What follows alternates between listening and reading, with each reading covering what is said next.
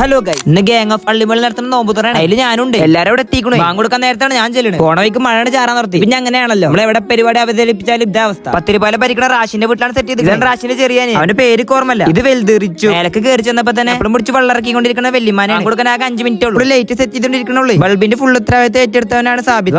മുറിച്ച് വയറ് ചെയ്യാനായിക്കണം. ഗ്ലാസ്ക്ക് വെള്ളം ഒഴിക്കാൻ തുടങ്ങിക്കണം. അൽഹംദുലില്ലാ. സ്വിച്ച് ഓൺ ആയിക്കാൻ ഫ്യൂസ് പോകാണ്ടിരുന്ന മതിയായിരുന്നു. സാബിത്താണ് പോയിട്ട് സ്വിച്ച് ആണ് ഇട്ട്. ഇവിടെ ആണെങ്കിൽ ലൈറ്റും കത്തണില്ലേ.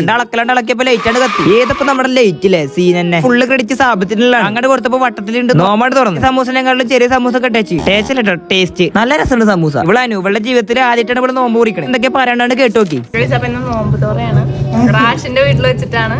ഇവൾക്കാണെങ്കിൽ അലാക്കിന്റെ പൊലിവ് നിസ്കാരം കഴിഞ്ഞിട്ട് കുറച്ചേരാണ് സൈഡായി. അപ്പത്തിന് ഫുഡ് കഴിക്കാനായിക്കണം. നല്ല ബീഫ് ബിരിയാണി ഉണ്ടാവും. സ്വന്തം പാത്രത്തിൽ നിന്ന് കൈയിട്ട് തിന്നാറില്ല. പാത്രത്തിൽ കിടക്കണ ഇറച്ചി ഇന്ത്യ നിർത്താണ്. എന്റെ ചെറുക്കുമ്പോ കൈ വെച്ചപ്പോഴാണ് സാബിത്ത് പറയുന്നത്. കയ്യല്ല വെച്ച് ഞാൻ പണ്ട് തല വെച്ചിട്ടുണ്ട്. എന്റെ കുറവ് അവന്റെ കാണാനുണ്ട്. എന്നിട്ട് എല്ലാരും പാടെ ഒരു ഫോട്ടോ എടുത്ത് കാശിന്റെ മണ്ണിൽ സലാം വേണ്ടി നമ്മൾ ഇറങ്ങി. ചെക്കന്മാർക്കൊക്കെ ഡ്രസ് എടുക്കണം വേണ്ടി നേരെ പട്ടാമ്പിക്കണ്ട് പോയി. ചെന്നറിയപ്പോ 2 കാലം അങ്ങോട്ട് കൂടെ മാറ്റിയിട്ടുണ്ട്. ചെരുപ്പേ ആദ്യം ഓക്സ്ബോ കണ്ട് കയറി. അവിടെ കയറിയപ്പോ നല്ല തിരക്കൊക്കെ ഉണ്ട്. കണ്ണാടിയിൽ പോയിട്ട് വന്നു മെയിൻ ഉണ്ടായി. സ്നാപ്പിലാണ്ട് പോയിട്ട് ഒരു ക്യൂട്ട്നെസ് ആണ് ഇട്ടു. ഇതുമേൽ കാലടിച്ചവരൊക്കെ ഒന്ന് കമന്റ് ഇടി. നമ്മൾ അടുത്ത ഷോപ്പ് കണ്ടിട്ട് കെഫക്ക്. അപ്പോൾ ഞാനൊരു ഷർട്ട് ഇട്ടോക്കി. ആണെങ്കിൽ ഓവർ സൈസും ഏതപ്പോ എന്റെ ബോഡിയിലെ മാഷാല്ലാ. അപ്പുറത്തെ ഫാമിലി ബാക്ക് ആയിട്ട് ഒരാൾ നിൽക്കണ്ടേ. നമ്മൾ അടുത്ത കടയിൽ പോയി. അടുത്ത പോയിട്ട് ഓരോ ഡ്രസ്സ് ഇട്ടോക്കി. അവിടുത്തെ പാട്ടൊക്കെ കേട്ട് മോട്ടറായി കൊണ്ടിരിക്കണ അൻസി ആണെങ്കിലോ മഴയും പെയ്യുണ്ട്. ഓരോരുത്തരും ഓരോ ഷർട്ട് എടുത്ത് നമ്മളുണ്ട്. ഓണം വയ്ക്കുന്ന ഒരു ബൂസ്റ്റും കുടിച്ച് പെരേക്കാണ്ട് പോയി.